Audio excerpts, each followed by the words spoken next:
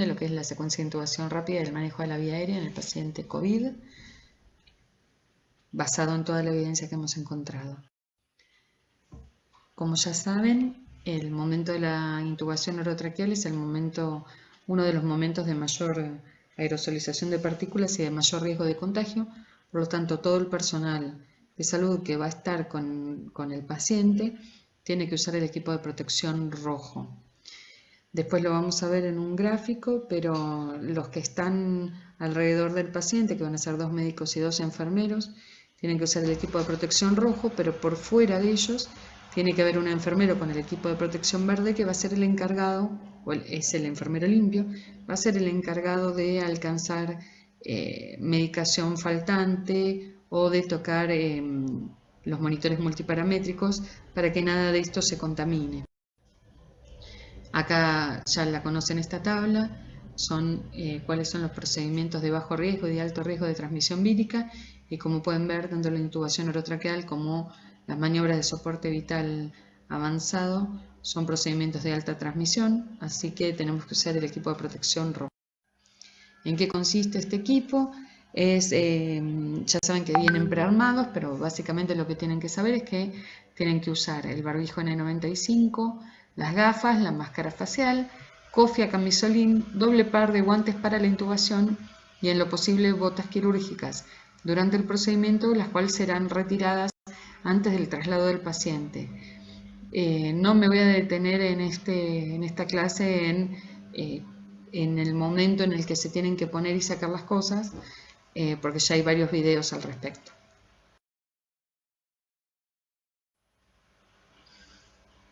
Estos son los puntos más importantes de lo que es la secuencia de intubación rápida. ¿Por qué se usa una secuencia de intubación rápida?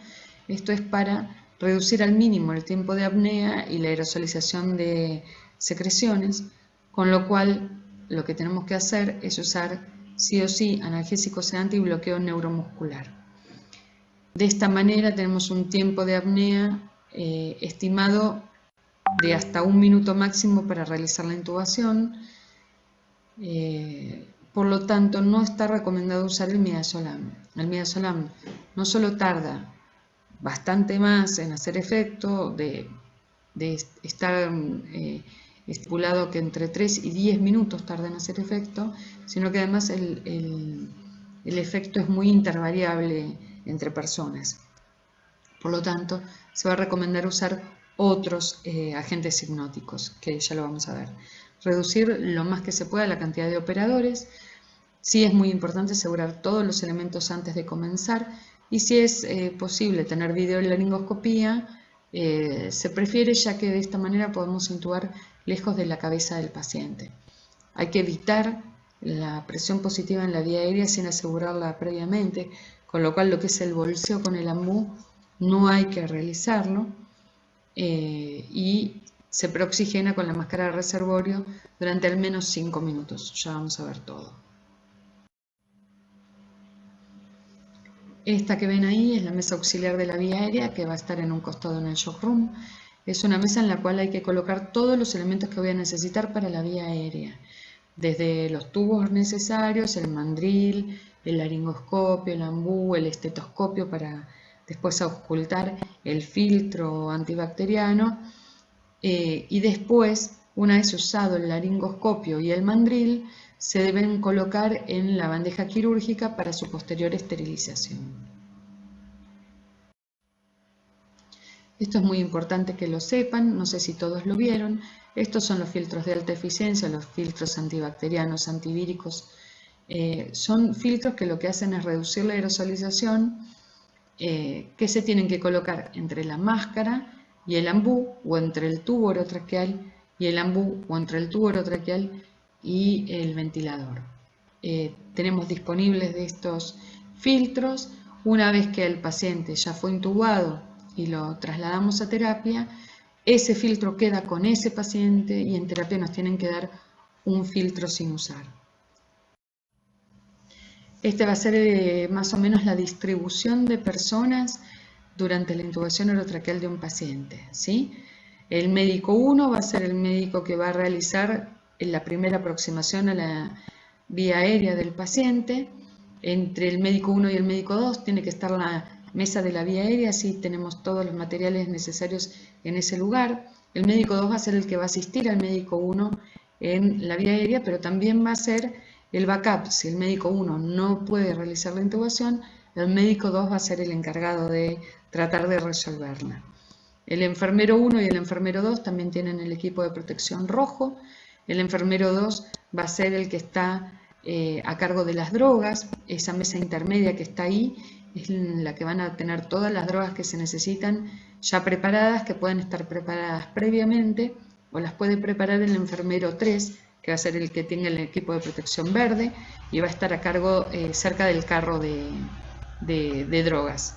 Y el enfermero 1 va a ser el que va a colocar la vía, tomar los signos vitales y después colocar la sonda nasogástrica u orotraqueal, sonda vesical y todos los procedimientos que se tengan que hacer con el paciente para estabilizarlo antes de su traslado del shock room.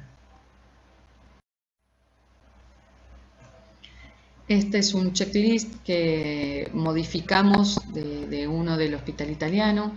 Es para que uno lo vamos a dejar impreso en el shock room. Es como para que uno tenga en cuenta qué es lo que tengo que tener antes de empezar a intubar al paciente. Lo más importante que yo les quiero transmitir con esta especie de clase o de exposición es que no se apuren en intubar y hacer las cosas mal. Traten de tener la mayor calma posible, de tener todos los elementos alrededor antes. Cuanto más previsores sean, más fácil va a ser todo, porque cuando uno se desespera es cuando no tiene las cosas al lado, cuando no ve las cosas al lado. Así que traten de tener en cuenta esto. Primero, tranquilidad.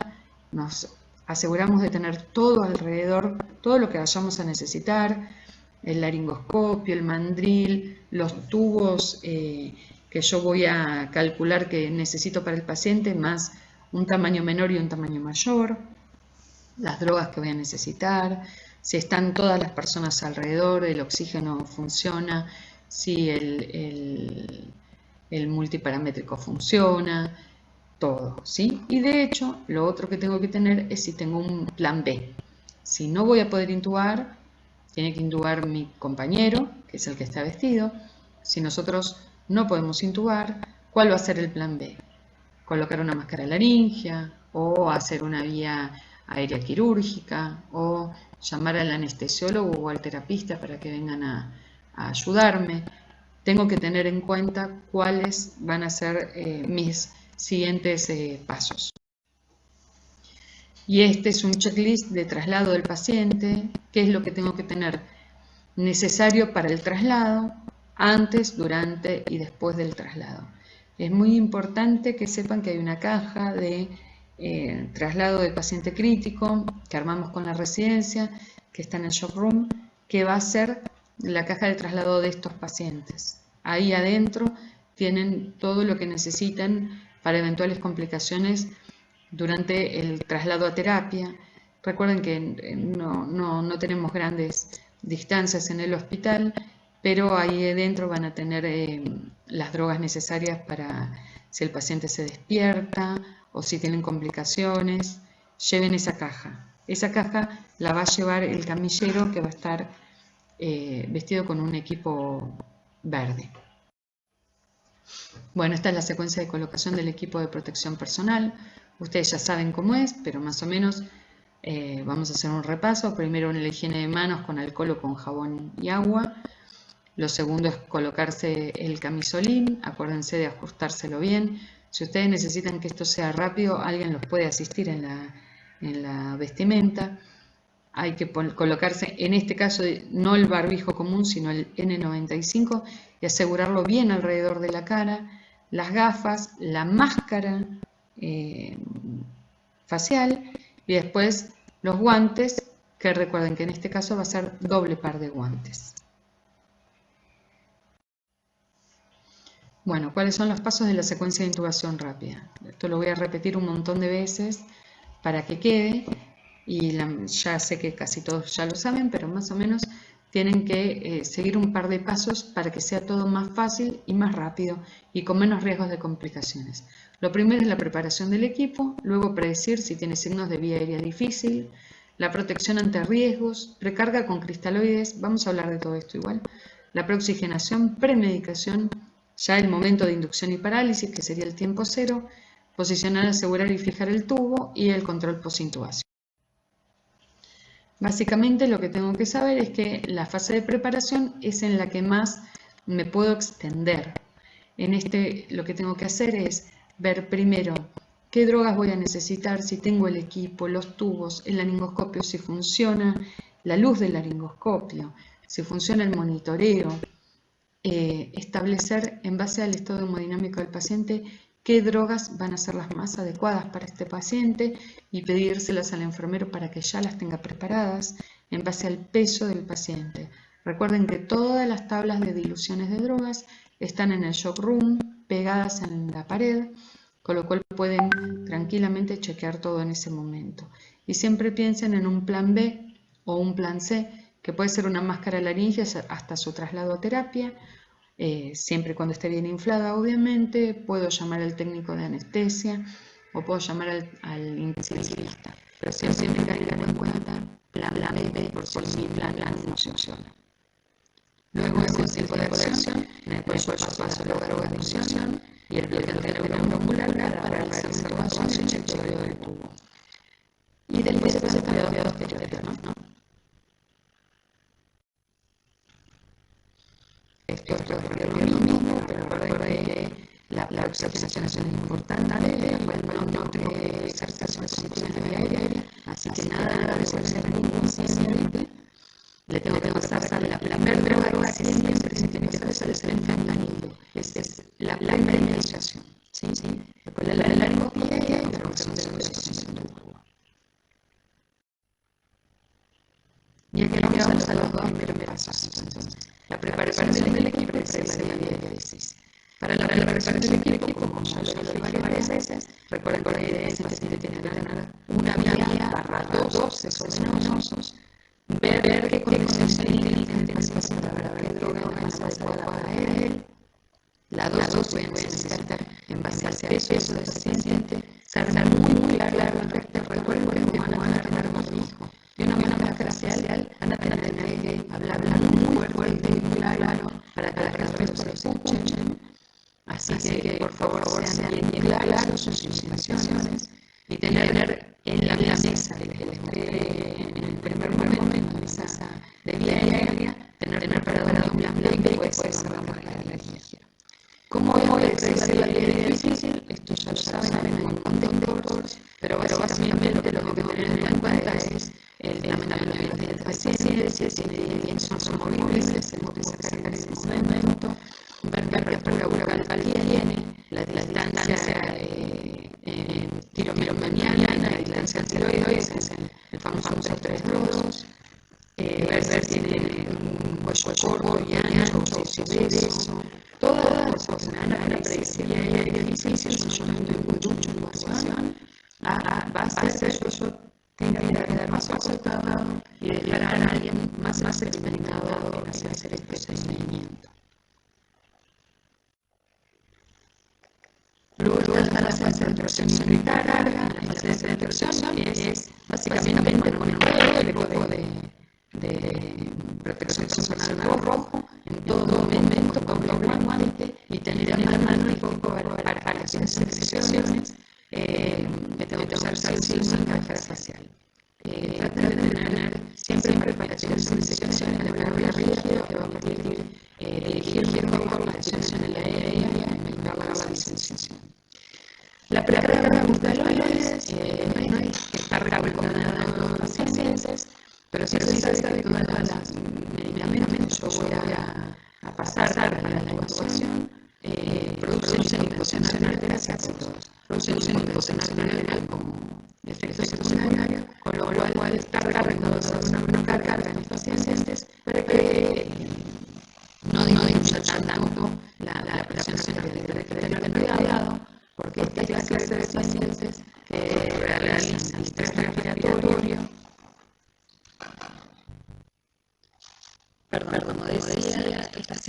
padecen distrés respiratorio y empeoran con el volumen de líquido. Así que la precarga con cristaloides, que está recomendada en una secuencia de intubación rápida común, que son los bolos de 20 a 30 mililitros kilo, en estos pacientes no están recomendados. Si es necesario, solamente se recomiendan bolos de 250 mililitros de solución fisiológica y hasta un máximo de 2 bolos. Más de eso, si el paciente presenta hipotensión arterial, es un requerimiento de vasopresores tempranos, con lo cual tengan en cuenta que si el paciente se hipotensa mucho por el uso de propofol, que es una de las drogas que se pueden usar, tengan a mano noradrenalina para pasarla rápidamente.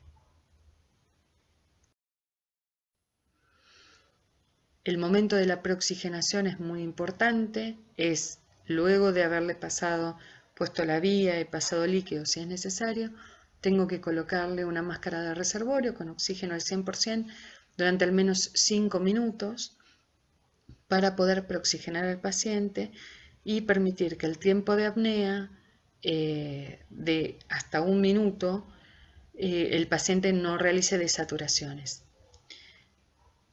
En esta etapa lo que tengo que tener presente es la relación entre la saturación de oxígeno y la PO2. Ustedes vean que, bueno, ya lo saben esto, pero por debajo del 90% de saturación, la PO2 ya baja demasiado, así que no puedo permitir que esté mucho tiempo por debajo de 90.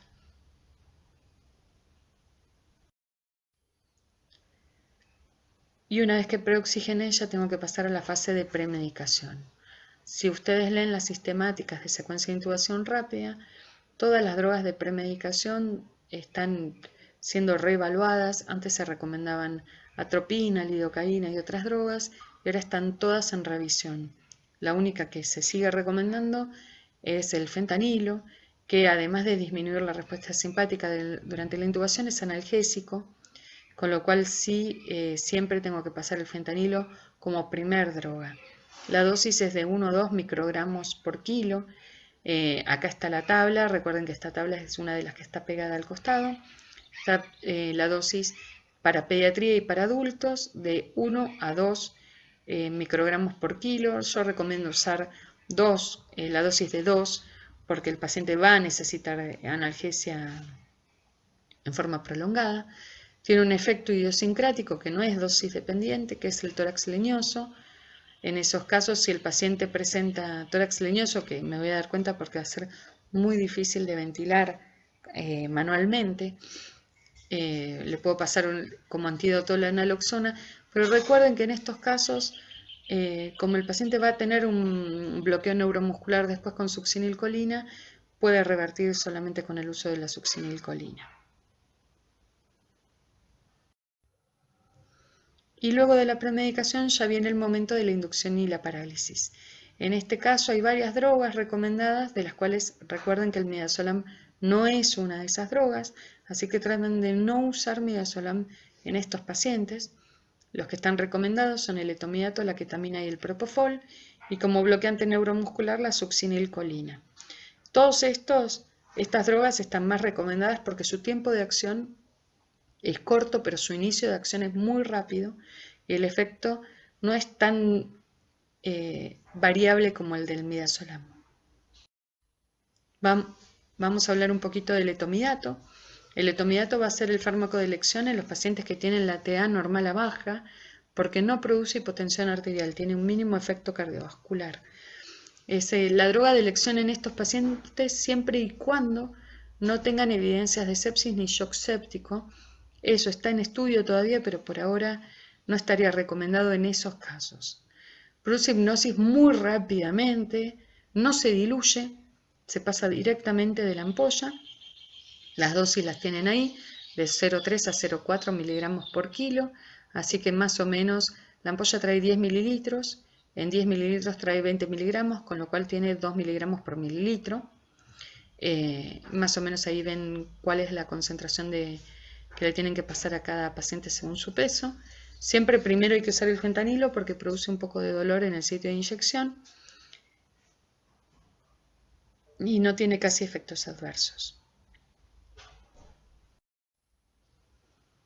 Otra droga que se puede usar es la ketamina. La ketamina yo la uso mucho, a mí me gusta mucho. En pacientes pediátricos se usa más que en pacientes adultos, pero tengan en cuenta que la ketamina tiene un efecto broncodilatador, con lo cual si el paciente tiene broncoespasmo asociado a su dificultad respiratoria, podría ser una droga de mucha elección. La única controversia con esta droga es que se cree que aumenta la presión intracraneal, con lo cual no está recomendado en pacientes con traumatismo de cráneo, pero en estos pacientes sí se puede usar tranquilamente. Tiene otro efecto, que es que los pacientes desarrollan alucinaciones, así que en estos casos sí hay que darle una dosis de midazolam previa, si van a usar esta droga. Y lo otro es que también produce analgesia, así que se puede usar dosis más bajas de fentanilo si van a usar ketamina.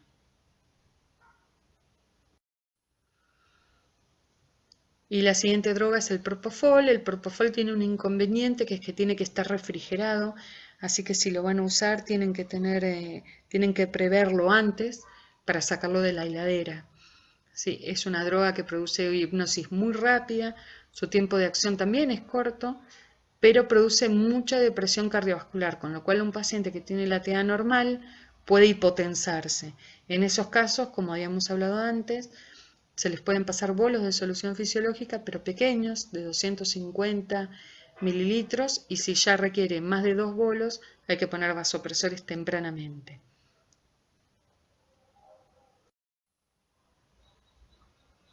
Y luego de pasar los sedantes y analgésicos, se procede al bloqueo neuromuscular. La droga de elección es la succinilcolina, que es un bloqueante neuromuscular que es despolarizante, con lo cual tiene como efectos adversos mioclonías y fasciculaciones que las van a evidenciar rápidamente en el paciente, pero más allá de eso no tiene otros efectos. Si es tan contraindicado, tiene contraindicaciones muy claras. Una es el antecedente de hipertermia maligna, el paciente con el potasio alto, con hipercalemia, los quemados, cuando tienen infecciones severas, síndrome de aplastamiento, etc. Pero en el resto de los casos es muy fácil de usar, hay que diluirla una vez y de la segunda dilución, de esa dilución hay que diluirla nuevamente. Los enfermeros saben cómo prepararla, pero cualquier cosa tienen la explicación en las tablas pegadas en el shockroom de cómo se debe diluir. El efecto es inmediato, pero dura poco, dura 5 minutos. Así que tengo que tener en cuenta que si no puedo visualizar bien la vía aérea, puede ser que le tenga que pasar una segunda dosis. En esos casos, si el paciente es pediátrico, la segunda dosis tiene que ser más pequeña.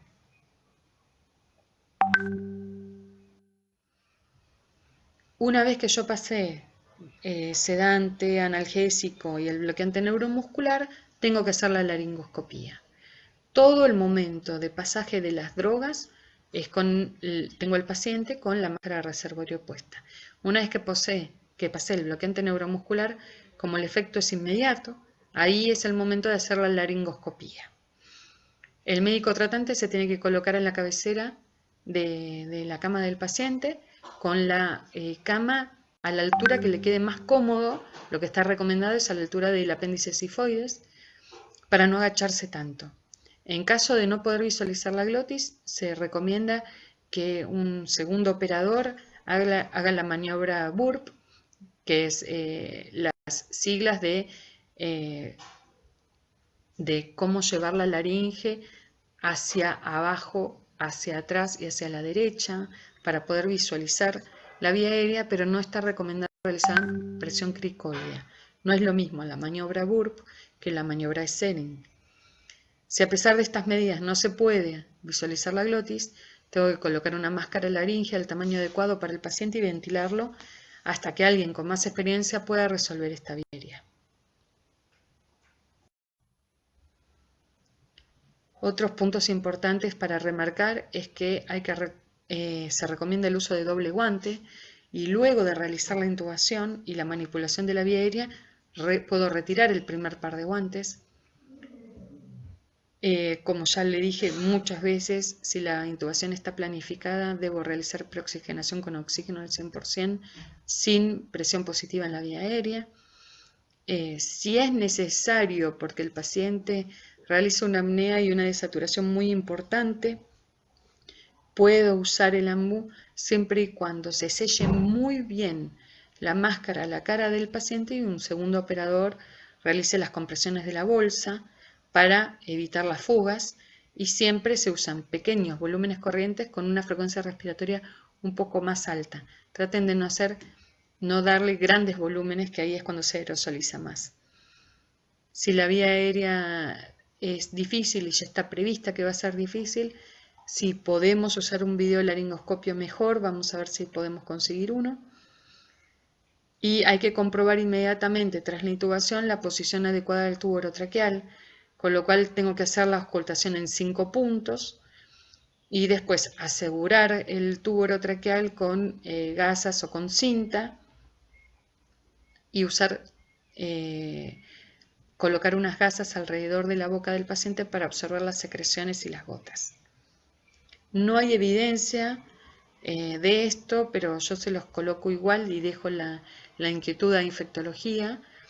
En todas las guías de secuencia de intubación rápida se recomienda tapar los ojos con gasa porque se detectó el virus en las lágrimas de los pacientes.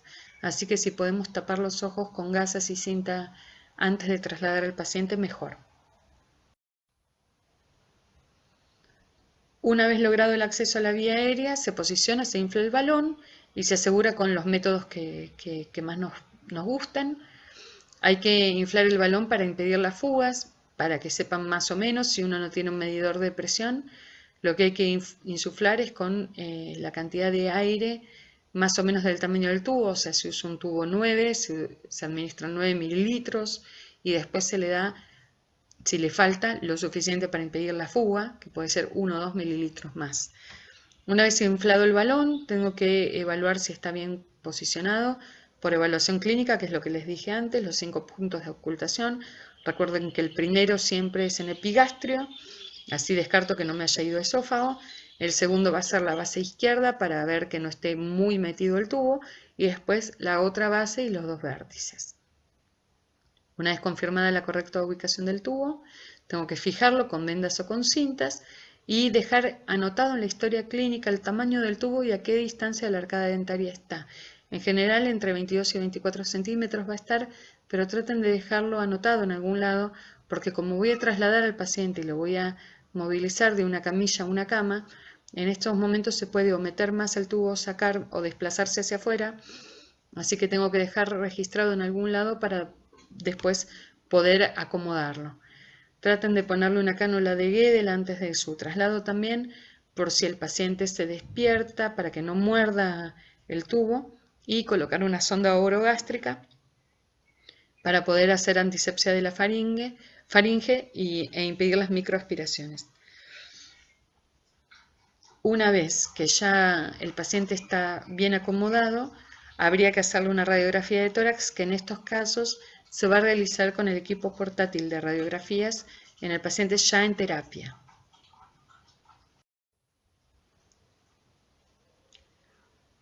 Esto lo hemos hablado y estamos en general de acuerdo que para no usar más recursos, tanto el médico como el enfermero con el equipo rojo trasladarán al paciente a terapia, llevando la caja de traslado, y los puede acompañar el camillero, pero sin tocar la cama ni al paciente, llevando la caja de traslado él y las hojas con la historia clínica del paciente.